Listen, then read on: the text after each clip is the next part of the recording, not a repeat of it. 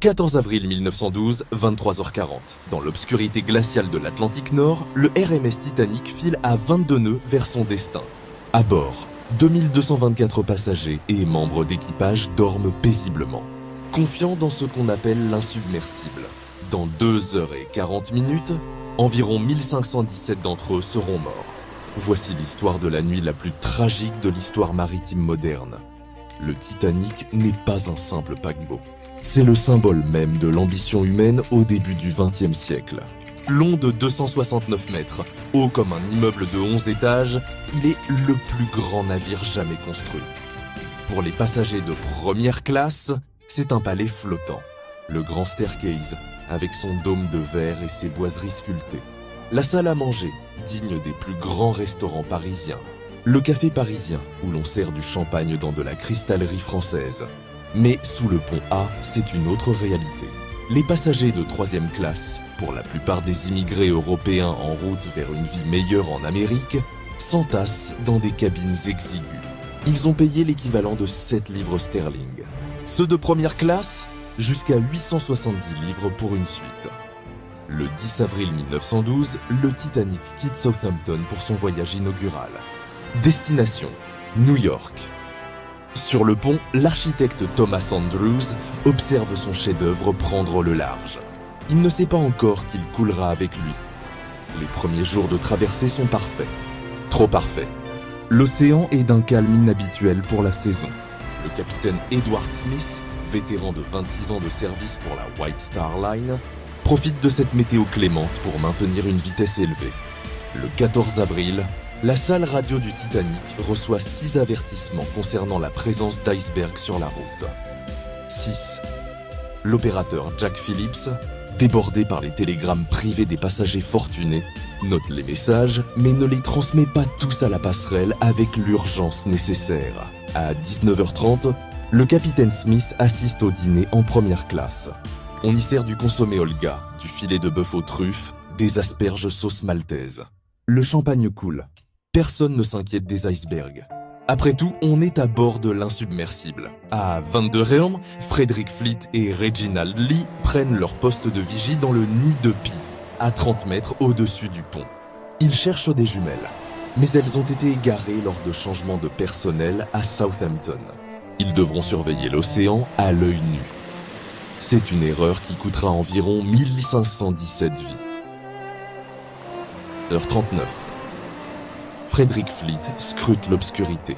Pas de lune cette nuit, pas de vagues pour révéler les obstacles. Soudain, à moins de 500 mètres de vent, une masse noire se découpe sur le ciel étoilé. Un iceberg. Fleet saisit la corde de la cloche d'alarme. 3 coups, iceberg droit devant, hurle-t-il dans le téléphone de la passerelle.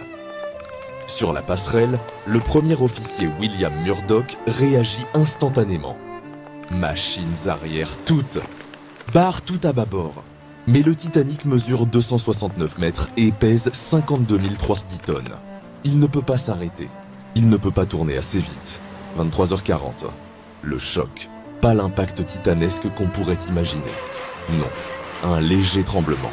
Un bruit de grattement métallique. De nombreux passagers ne le sentent même pas.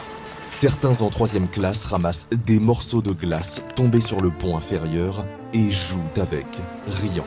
Mais sous la ligne de flottaison, c'est la catastrophe.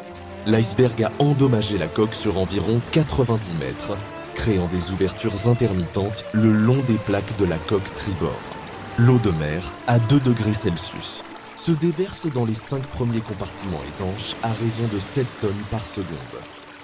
Thomas Andrews, l'architecte, descend inspecter les dégâts. Son visage devient livide. Le Titanic peut survivre à l'inondation de 4 compartiments.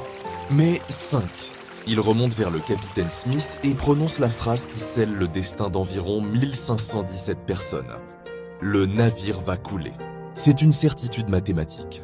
Nous avons 1 heure. 1 heure et demie au maximum. Zegodderozer 5, 15 avril 1912. Le capitaine Smith donne l'ordre. Préparez les canots de sauvetage. Femmes et enfants d'abord.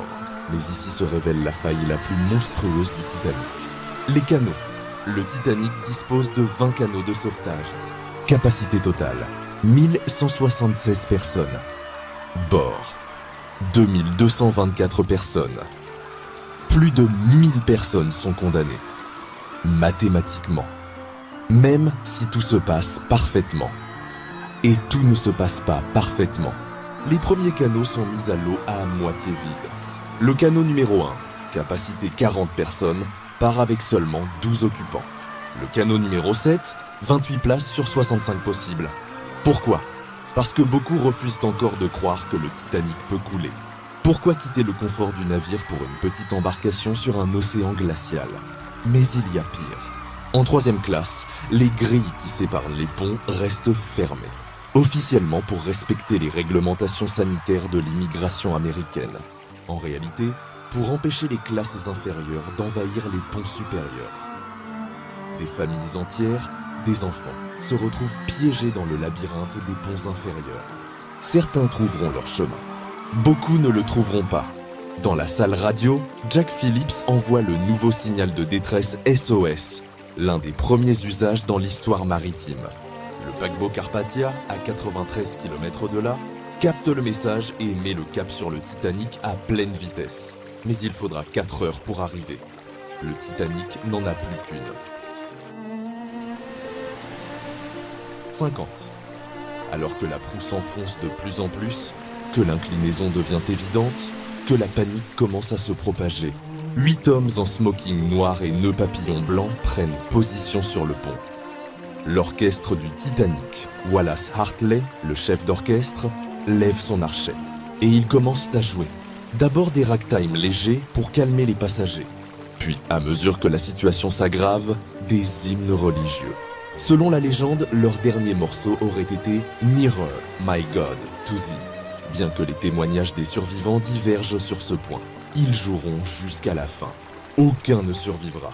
Le corps de Wallace Hartley sera retrouvé portant encore son violon. Des runners 40, il ne reste plus qu'un canot. Le navire s'incline maintenant de 23 degrés vers l'avant. Marcher sur le pont devient difficile. Les objets non fixés commencent à glisser. Et c'est dans ces derniers instants que l'humanité révèle à la fois son meilleur et son pire.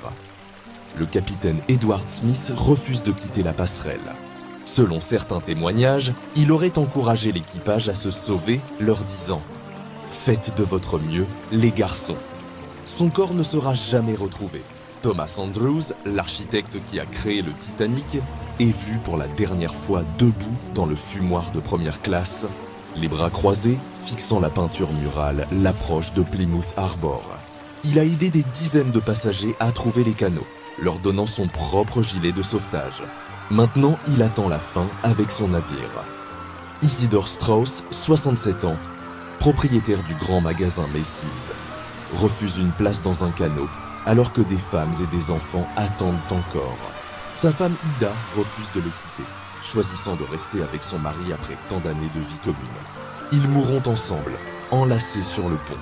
Mais il y a aussi Bruce Ismay, directeur de la White Star Line, propriétaire du Titanic.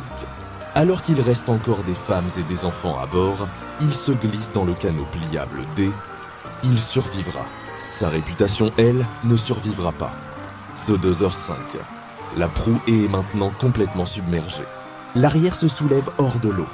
Les lumières du navire, miraculeusement, brillent encore. Des centaines de personnes s'accrochent aux rambardes.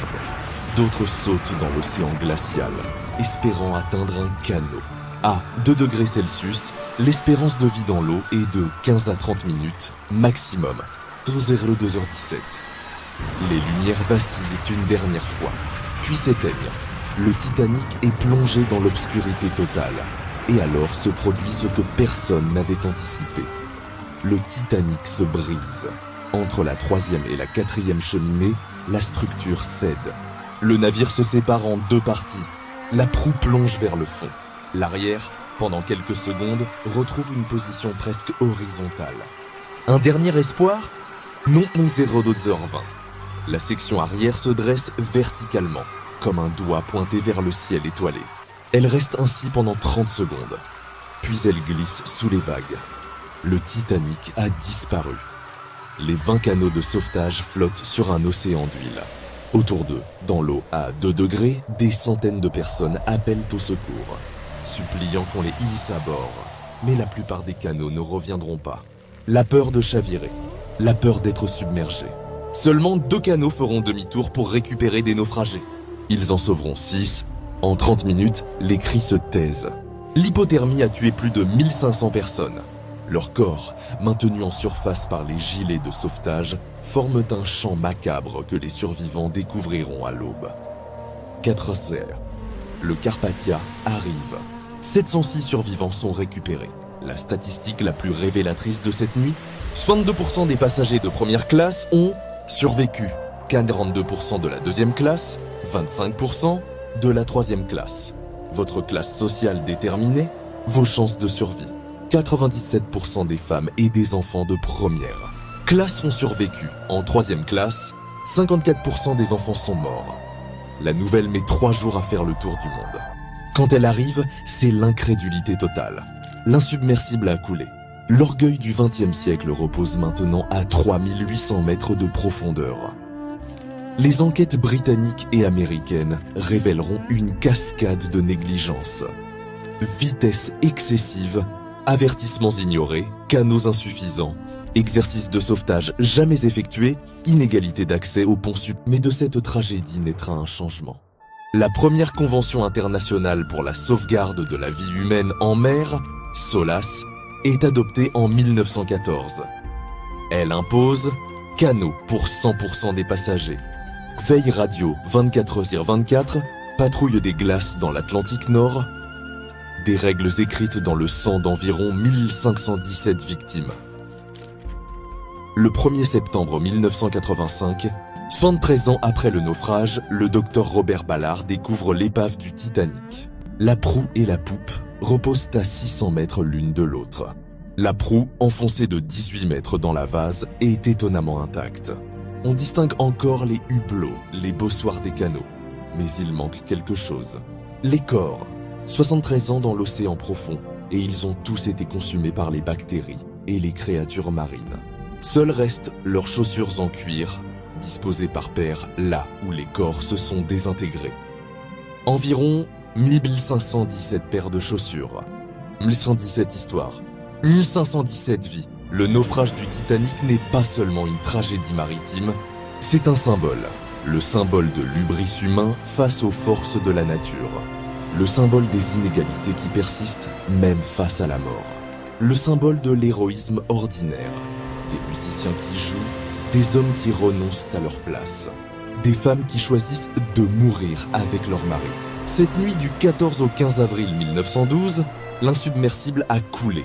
Et avec lui a coulé notre confiance aveugle dans la technologie. Notre certitude que l'homme pouvait dominer la nature. Le Titanic repose maintenant à 3800 mètres de profondeur. Silencieux. Sombre. Un tombeau pour environ 1517 âmes. Mais leur histoire, elle, ne sombrera jamais dans l'oubli. C'était Chronica, l'histoire autrement.